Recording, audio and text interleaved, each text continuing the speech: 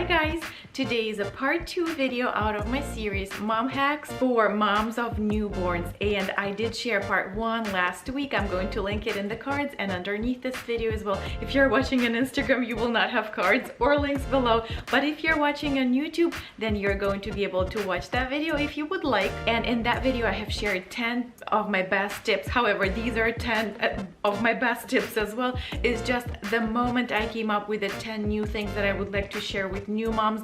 I'm going to record another video and I have a few more tips for the next video already, but today I'm sharing 10 hacks, 10 best tips, pieces of advice for new moms. If we never met before, you might not know I am a mom of 3 and I have just recently had my 3rd child, and she's 2 months right now, so it has been a lot, especially right now with all of us staying home, with the school being from home, with my husband working from home. There's a lot of motion and a lot of things that have to happen at home, so having a newborn just added another piece and another layer of complexity to things. So today I'm sharing 10 things that are working really well for me and my family and my life. Number 1 would be to pre-package food for yourself and for your family members, whoever you have to serve, really well.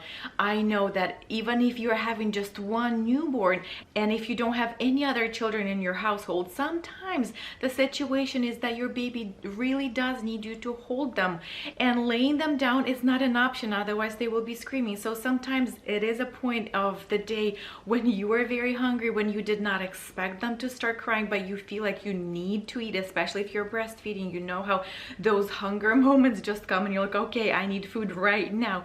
And sometimes you basically cannot get yourself food. So pre-packaging food ahead of time, either it being in the morning or in the evening for the day after, making yourself a meal, a sandwich, something that is very easy to access and eat, so that you don't have to prepare and like don't have lots of ingredients. You want everything to be mixed in already for you. That is the best thing you can do for yourself. The same thing goes for preparing drinks for yourself. Have a water bottle, big water bottle, filled up for you at all times. When you get a chance, fill it up and have it near you at all times. Hack number 2 would be to have protein with every meal. I know that being sleep deprived, again, if you're breastfeeding, you're more hungry, and like because your schedule is so unusual, it feels like you want to eat at all times. And a good way of checking it with yourself, if you're really hungry or if it's just the boredom or if it's a bad habit that is creeping in, is to make yourself eat protein, be it an egg or a little bit of chicken or some nuts or something that has protein in it. If you are willing to eat it, then you are hungry. If you're like, no, I just want a cookie, then maybe it's not real hunger and maybe you should skip that and instead get some water. Tip number 3 would be to hold up your baby after feeding for as long as you would like, and up to 30 minutes. My lactation consultant at the hospital told me that it is really good for moms and babies to be held and to have that connection and like be next to each other, because when the babies, first of all, you can burp them really well, and burping is super important with newborns. So if they're upright next to you against your chest, they can burp really well, as well as that there is some kind of special hormone that is being produced in the baby that they fall asleep really deeply, and then they will get a nice stretch of sleep, as well as you will be able to sleep during that time. Number 4 might be my favorite, would be to buy yourself some clothes or the pieces that you're wearing right now. Only choose things that have pockets, because if you do not have pockets, your cell phone will not come with you, the keys, the binky, things will be misplaced and it will be very inconvenient. That's why you can see 2 pockets here, and I'm wearing jeans with pockets.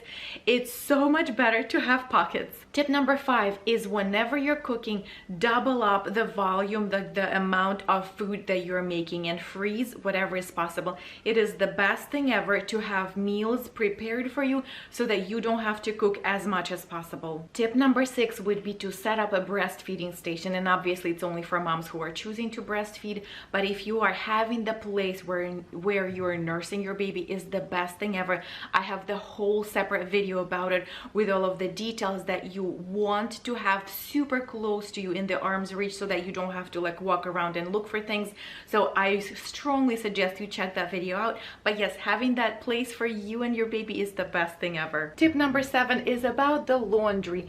Do only one load of laundry every day and you will be set to go. Their amount of laundry with a newborn isn't intense, insane, crazy. So yes, just add it to your routines list for every day and know that in the morning, sometime throughout the day, in the afternoon, just one load and you will be okay. Tip number 8 would be about the laundry. You know how they do say that some babies have super sensitive skin. Thankfully for my children, it does seem like my children do not have that, but I still always, for every of my child, I did buy a bottle of the detergent specifically for sensitive skin for newborns. And whenever you're washing their clothes, put your clothes with them as well, because you cuddle the baby all the time and they're touching their little face, the hands, sometimes the bellies if they're naked, they're touching against your clothes. If your baby ends up having a sensitive skin, it is very important for your clothes to also be washed with that nice detergent to not irritate their skin. And it also makes it easier for your laundry, because then you don't have to think that you have to do multiple loads. You just throw it all in and do a load. Tip number 9 about the laundry again. Have a separate container for the dirty clothes hamper, specifically for the pieces with the poop explosions, blowouts, whatever they are, so that nothing else gets soiled. So only those super dirty pieces, rinse them out as much as possible and put them in that probably plastic container would be the best, because it would be the easiest to wash out. So yes, have a little small container for that, specifically for super dirty things. And the tip number 10 about the laundry again, whenever that poop explosion happens, make sure to spray it with some kind of stain remover, because I don't know what's in that poop, but it never washes out with just plain detergent. So make sure to spray it, let it sit for whatever the instructions tells you, and then wash it, and hopefully it is going to be nice and clean. If it's not clean, so whenever you're transferring from the washer to the dryer, make sure you check it, because if you dry it, it's probably like ingrained there. So double check. If it's still dirty, there is still hope for it. Do the same thing again, spray it again, let it sit and wash it again, and it probably will come out. All right, you guys, and that is all for today's video. If you did not see my part 1, I strongly suggest that you do check it out. If you found this video helpful, the other video will be helpful as well, because the other video is a set of completely different tips and hacks with a little bit more technology and productivity involved with that too. So if you like this video, you probably will enjoy the other one as well. And you guys, thank you so much for watching. I hope to see you in my next video. Have a wonderful day. Bye-bye.